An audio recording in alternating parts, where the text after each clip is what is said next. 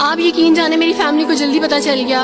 ایک رات میرے بابا نے وارث ماموں کو گھر بلایا اور ان سے کہا کہ ہم چاند کی شادی کرنا چاہتے ہیں, آپ اس سے پوچھ دیں کہ اگر کسی کو پسند کرتے ہو تو ہم اس کی شادی اس سے کر دیں, ہم جو ہے نا وہ اس کی مرضی کے خلاف نہیں جائیں گے. تو میں نے ان سے کہا کہ آپ ایسا نہیں کر پائیں گے. انہوں نے کہا کہ نہیں ہم کر سکتے ہیں.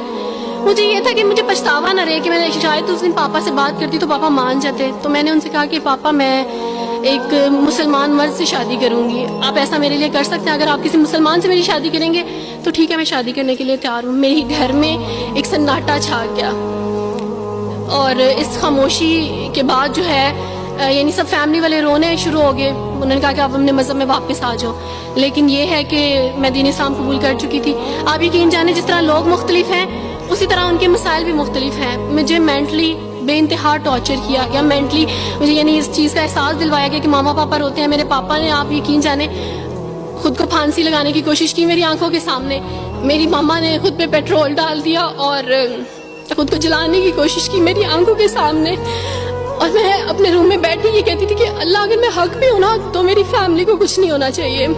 پھر بہرحال مجھے میری فیملی سے نکال دیا گیا, یہ اس ڈر سے کہ میری وجہ سے دوسرے بہن بھائی بھی اس راہ پہ نہ چلے جائیں. اور وارث ماموں کو بلا کے مجھے گھر بھیج دیا گیا, ان کے گھر بھیج دیا گیا.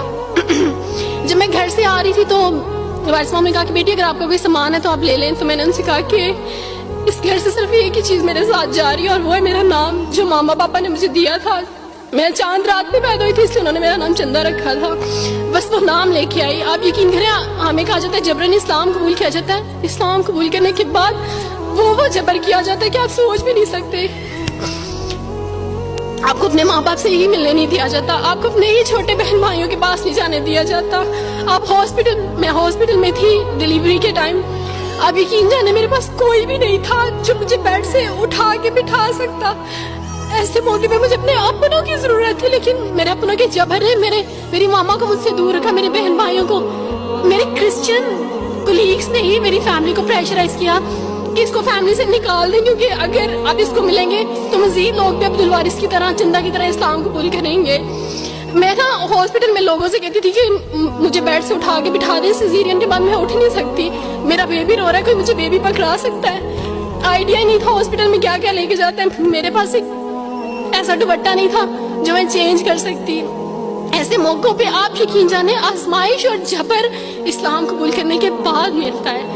مجھے آپ سب سے توقع ہے, آپ سب اسلامک اداروں سے توقع ہے کہ اب آپ ہمارے لیے سٹیپ لیں. ہمارے اپنوں نے تو ہمیں چھوڑ دیا, انہوں نے جو ہمارے ساتھ جبر کیا اس جبر کے بدلے آپ ہمارے ساتھ نیکی کریں. اب آپ کیا سٹیپ لیتے ہیں نیو مسلمز کے لیے جن پر یہ الزام لگایا جاتا ہے کہ ان پہ جبر کیا جا رہا ہے؟ ہم پہ جبر نہیں, ہم پہ جبر اسلام قبول کروانے والوں نے نہیں کیا, بلکہ جن کے گھروں سے ہم آئے تھے اسلام قبول کرنے کے بعد جبر تو ان کی طرف سے تھا.